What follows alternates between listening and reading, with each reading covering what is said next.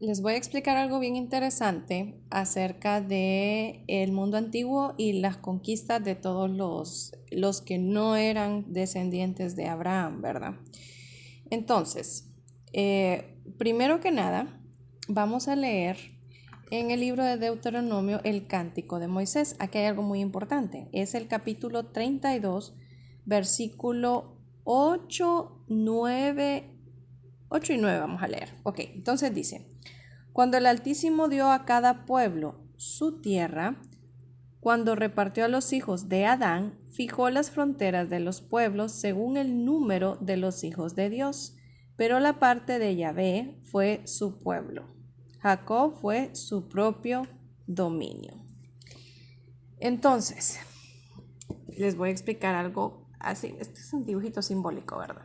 Entonces, imagínense que este de acá abajo es el pueblo de los humanos, los descendientes de Adán que no se han mezclado con ángeles caídos.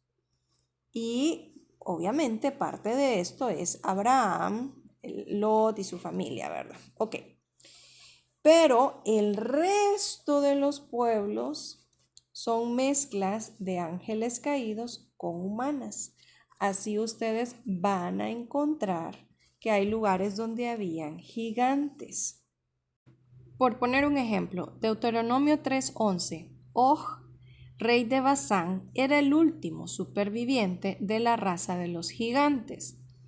En Rabá, ciudad de los amonitas, se muestra su cama de hierro, la cual tiene 4 metros 50 de largo y 2 de ancho. Está hablando de ese tipo de gigantes porque sabemos que cuando David pelea con Goliat, aquel tiene 3 metros, ¿verdad? Este tiene 4.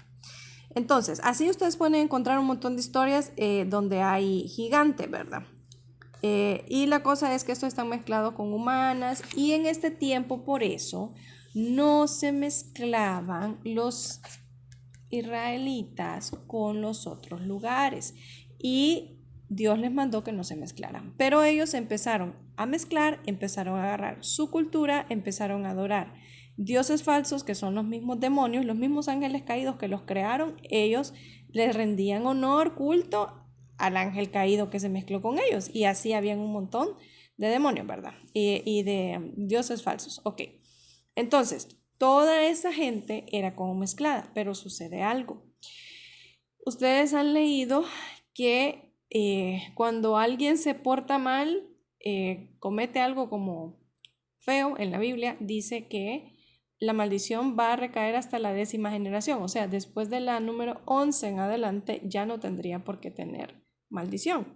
Esto es bien interesante porque también implica una limpieza genética. Entonces, ustedes se fijan que Ruth, por ejemplo, la que se casó con vos, no era israelita, ¿verdad? Pero para la época de Ruth ya habían pasado como 700 años entre Abraham y Ruth, y entonces empieza a haber una especie de, si un gigante se mezcla con un humano, si un ángel caído se mezcla con un humano, están mezclados, ¿verdad?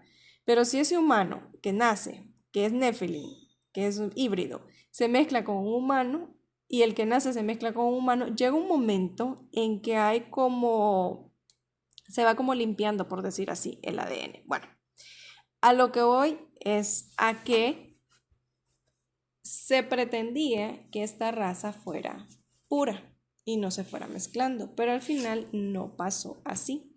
Entonces, ¿qué pasa? Cuando viene Cristo, ¿verdad? Entonces ya hay gente que ya esa genealogía ya le pasó. Y aunque se mezclaron algunos y otros no, algunos ya han quedado limpios, ¿verdad? ¿Y qué sucede? Cuando Cristo viene, ya no es solamente para la salvación de estos. Comienza por ahí, porque Él nace ahí, ¿verdad? Pero luego va hacia todas las naciones y las personas que acepten a Cristo como su Salvador. Por supuesto, van a haber razas que todavía siguen mezcladas y están demasiado contaminadas. Pero aquellos que de hecho sí son humanos, tienen alma. Y esos que tienen alma pueden escuchar la voz de Dios y sienten una intención de buscar a Dios muy diferente al que no tiene alma y que rechaza. Entonces, los que tienen alma son humanos, los que no tienen alma no son humanos, ¿verdad? Es una cosa como bien sencilla. Alguien me preguntaba, bueno, ¿y qué pasa si alguien está mezclado, pero quiere convertirse a Cristo? Yo eso no lo sé. Yo no les podría decir, sí, no se puede porque él está mezclado. Yo lo que les puedo decir es que Dios es todopoderoso, que el que tiene fe en Cristo, sus pecados son perdonados, ¿verdad? Que ellos tengan redención, no sé. Cristo se hizo llamar Ben Adán o Hijo del Hombre, precisamente porque Él murió en la cruz por los humanos. El que no es humano, no sé qué va a pasar con él. Lo que yo sí sé es que definitivamente el que tiene una carga no humana muy fuerte, no está inscrito en el libro de la vida porque no se supone que venía aquí a vivir. El libro de la vida es de los humanos de la tierra.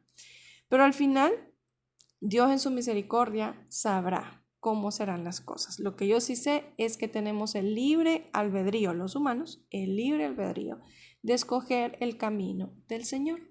Voluntariamente escoger. Aquí nadie está obligado.